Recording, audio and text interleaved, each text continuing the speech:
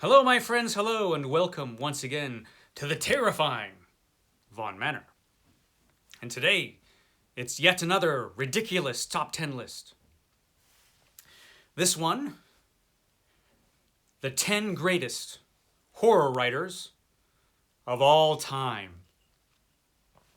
Yes, the 10 greatest horror writers of all time, according to me.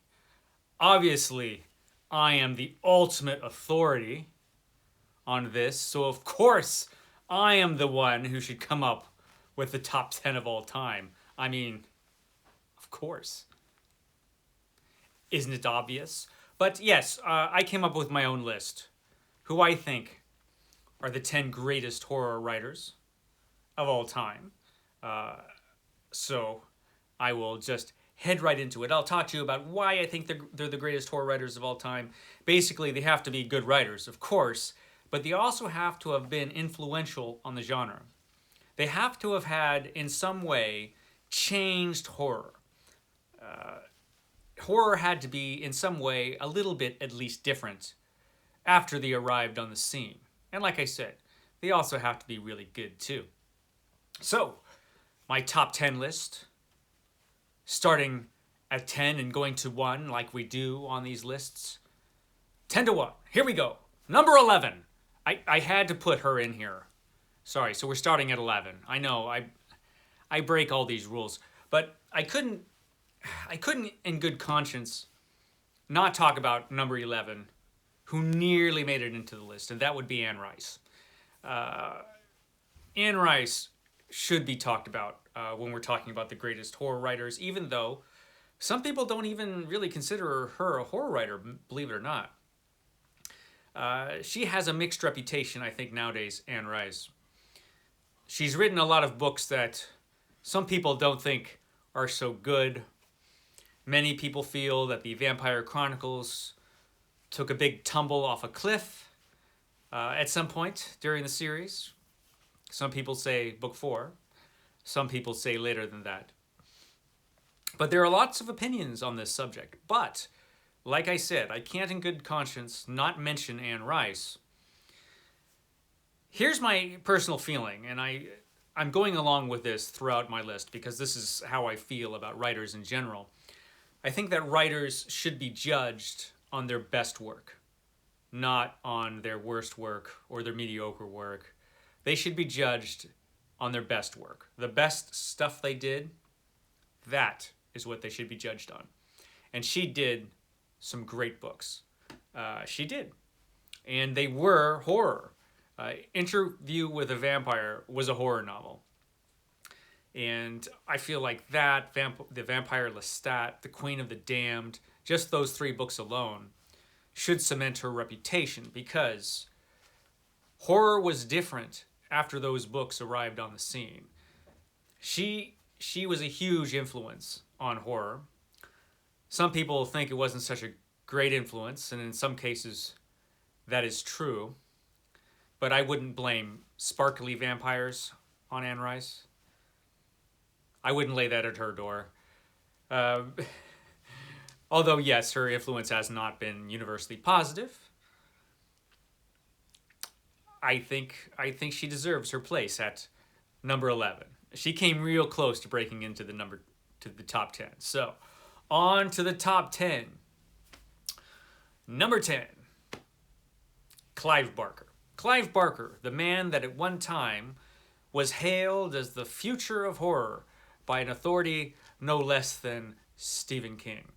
Clive Barker, again, another writer who changed horror after he arrived on the scene. He might or might not have been the future of horror, but he was a pretty big part of horror. And his influence extended, of course, beyond literature. He did a lot in the films as well, in the movies. But his work, the Books of Blood in particular, those are pretty seriously good books. The Books of Blood. Those are important books. The Damnation Game as well. Hellbound Heart as well. I mean, if he had just written those things, he would have cemented his reputation. He would have earned his place on this list. He's done a lot of fantastic work, this guy. Not just in horror, but in fantasy. He's also an artist. Uh, he paints. He does all kinds of stuff. Multi-talented, this guy. But his writing is what he will be remembered for, and it's great stuff. He certainly changed the scene when he showed up, Clive Barker. I'm due to reread Clive Barker. I read a lot of Clive Barker in my younger years, in my 20s. When I was 19 and in my 20s, I read a lot of Clive Barker. So it's about time I get back to him. So that was Clive Barker, which brings us to number 9. Number 9 is M.R. James, the king of the ghost story, but man, he did a lot more than just ghost stories. M.R. James was important. He was very influential on horror, hugely so. His ghost stories were creepy and just straight up terrifying, and his ghosts were unusual, and they weren't just your run-of-the-mill ghosts. No. These ghosts are serious business. You don't want to run into these because they're dangerous, his ghosts were. And he didn't, of course, just do ghosts. He had other creepy creatures show up in his stories. And his stories were quite grim very often. His protagonists certainly did not always get away unscathed, that's for sure. And he created a dark world in his short little stories, full of just horrible things. And, like I said, he is the king of the ghost story. So M.R. James, that was number 9, which brings us to number 8. Number 8, Shirley Jackson. Shirley Jackson. Very important writer, Shirley Jackson, famously the author of The Haunting of Hill House. And that is certainly very important. Again, she would probably earn her place here just for that. But she also had some spectacularly dark short fiction. And I think that's what really cements her place here on my list. Her short fiction was dark, take no prisoners short fiction. Now, she has been described as writing a kind of quiet horror. Yeah, it's all quiet until they start throwing rocks at you. She was really good at filling you full of dread with her stories. You start off uncomfortable, and then the dread sets in a lot of her work. She's very good at pointing out how ridiculous society can be and how our rules of society can be absurd and yet taken incredibly seriously by people, so that when you break some kind of unspoken societal rule, for example, really bad things can happen to you. And also how some strange rules of society can lead to just awful things on their own. Really interesting writer. She had a lot to say. And a lot of people are reading her now, and I'm glad for that. She certainly earns her place here, the creepy Shirley Jackson, which brings us to number 7. Talk about creepy. This is Arthur Mackin right here, and he wrote some creepy stories. Arthur Mackin, one of the greatest horror writers of all time. Famously, he wrote one of the greatest horror stories that was ever written, The Great God Pan. He also wrote The Three Imposters, an episodic novel. A lot of those episodes in that novel were taken out of it and anthologized all on their own as little bits of horror fiction. He wrote some scary stuff, man, this guy. His ghastly stories of the horrific little people that live out in the woods of Wales. Just creepy and terrifying. Arthur Mackin, for him, evil was always evil. And he was very concerned about evil and the nature of evil. He was not a big fan of progress or science at all. He felt it sucked out the mystery of life, which he cherished fascinating writer. He is good in so many ways. I just can't get into it all here, but definitely check out some Arthur Mackin, which brings us to number 6, Mary Shelley. Mary Shelley, the author, of course, of Frankenstein. Frankenstein, which sent such a huge shockwave through literature that it changed horror literature forever. It left its stamp on horror literature forever with just that one novel alone. Just for Frankenstein alone, she earns her place here. She did write some other spooky stuff, and also she should probably be better remembered for her Last Man story, her Last Man novel.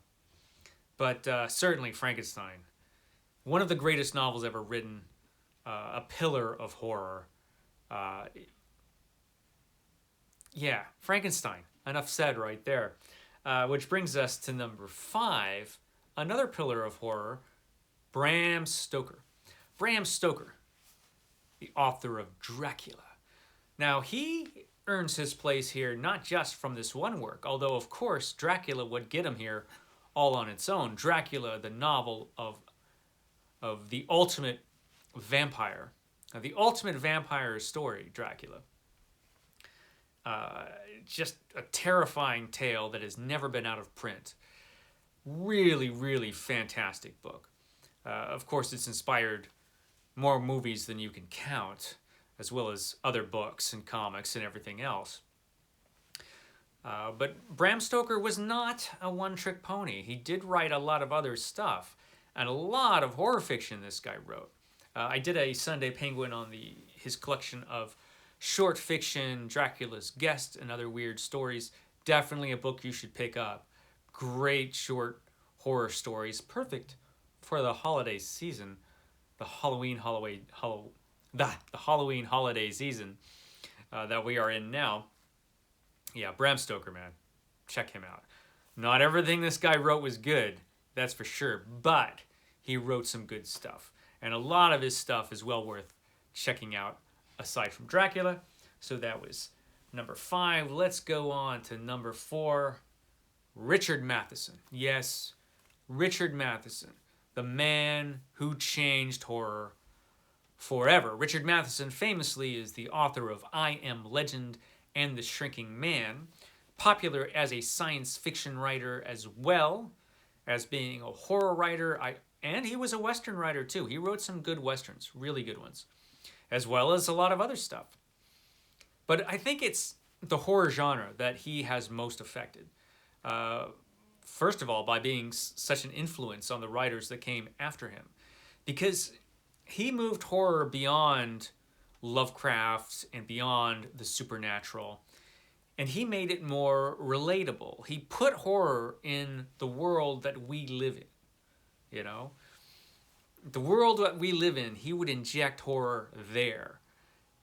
All of his stories are really relatable because of that. We can usually relate to his characters that are usually a person who is alone, facing off against some horrible situation.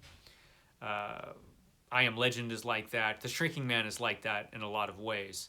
The Shrinking Man, a terrifying science fiction story of a man who literally shrinks down to nothing and loses everything in his life. That's a fascinating book. You should read that book. And of course, he was one of the main writers on the Twilight Zone television show, and he did a lot of scripts for that show. So yeah, Richard Matheson, excellent, excellent, excellent writer. And he had a huge influence, like I said, on the writers that came after him, notably Stephen King. Stephen King has mentioned that more than once. So that was Richard Matheson, which brings us to number 3. Number 3, H.P. Lovecraft, the creator of Cthulhu and the Cthulhu mythos. He created an entire universe of horror. He brought in the cosmic in cosmic horror. He changed everything Lovecraft. Lovecraft is huge. Horror would not be what it is today without this guy, and that's one of the reasons he's so popular today. He's one of those writers that has become slowly more popular throughout the years. as his stories have been recognized as great literature as opposed to just horror fiction or pulp fiction. Wrote Most of his stories were published in pulp magazines, weird tales, astounding stories, things like that. Mostly weird tales. He has just written amazing, amazing horror fiction. Not a ton of it. All of his horror fiction can be put in these little books right there. That's everything. But boy, did they change everything. And they're just incredible works of horror. Just huge in scope, terrifying in how they place man as an insignificant creature in the universe, just a small part of the universe. It's fascinating stuff. Really great H.P. Lovecraft. I talk about H.P. Lovecraft all the time, pretty much every Monday when I can manage it. I do my Mythos Monday, where I talk about his fiction in detail. I can go on and on about this guy, but I won't, because I do all the time anyway. So Lovecraft, of course, which brings us to number 2. Of course, number 1 is going to be completely obvious after I mention number 2. But number 2, and a lot of people would rate him at number 1, and they have a pretty good argument, the people who do rate him at number 1. But I'm putting him at 2 for a reason, and that would be Stephen King, the master of horror. The master of horror. Yes, Stephen King. Now, this guy literally changed everything in horror. He caused a horror boom almost by himself. He became a phenomena in and of himself, Stephen King. Just an incredible writer, Stephen King. It has to be admitted, although on an uneven one. Some of his books are a mess. Some of his books are just bad. I would venture to say that some of his books are probably a step above garbage, maybe, although that would be pretty harsh. But he also wrote some great stuff, amazing stuff. Some of his earlier books are fantastic, and he wrote some good books all along throughout his career. Certainly his influence on horror is undeniable. And I personally feel that Pet Sematary, I still feel this way. Pet Sematary, I think, is the greatest horror novel ever written. It's just a perfect example of a horror novel where everything in the novel works. Everything Stephen King does well. And he does a lot of stuff well, Stephen King. He does well in that book. Probably for that book alone, he would make it pretty high on this list. But he has a pretty large body of work, and a lot of his stuff is pretty great. Has to be said. So yeah, Stephen King. I'm putting him at number 2, and there's only one reason that he's at number 2, and that's because number 1 is Edgar Allan Poe. You can't beat Poe on a list of the greatest horror writers of all time. You just can't. Those of you who are putting him lower than number 1, you're doing it wrong. No, Edgar Allan Poe, a completely unique writer who showed up and just not only changed horror fiction, of course, but he changed fiction. He developed short fiction. He developed the short story. And he wrote just some incredibly intense, horrific stuff. Some psychological horror that's never been bettered. He also was hugely influential in the mystery genre. That wouldn't be what it is without Edgar Allan Poe. He was very good at writing a lot of really disturbing stuff and putting the disturbing, unsettling, and the horrific in all of his stories. The Fall of the House of Usher is probably, if it's not the best horror story ever written, it's up there. It's a horror masterpiece, and he had a lot of those. A lot of his short stories, they've been reprinted forever for a reason. Just incredible stuff. His short horror fiction, and he also was a very talented poet. and he put the fantastic into his poetry. Edgar Allan Poe was a guy with a lot of demons. A lot of things were haunting this guy. He put a lot of that into his fiction. He's the type of writer that if you read his stuff and you read enough of it, or read all of it, for example, you do start to feel like you know this guy. You know certain elements of this guy's personality. You know what fascinated him and what horrified him. And what horrified him was really scary and really disturbing. And that aspect of his work, it hasn't gotten old. His stories are really effective today when you read them. I know he was a writer who wrote a long time ago, but man, his stories, they still deliver. They really do. And everything in horror fiction owes Edgar Allan Poe. He is the foundation upon which everything else in horror fiction was built. Because after this guy, I mean, he couldn't help but influence everything. He was that good. He was that amazing. He was Edgar Allan Poe, of course. So that was my list. I hope you enjoyed it. Now, I know many people are going to disagree about certain things in this list, and of course, it's my list. It's going to be different than your list. But I am interested in who you think should be in this list. Who did I miss out on? Who should be in this list, and you know, why should they be on this list? Who do you think sucks so bad on this list that shouldn't be here? Nobody does. But, you know, I'm interested in your opinions about horror and how your lists might differ.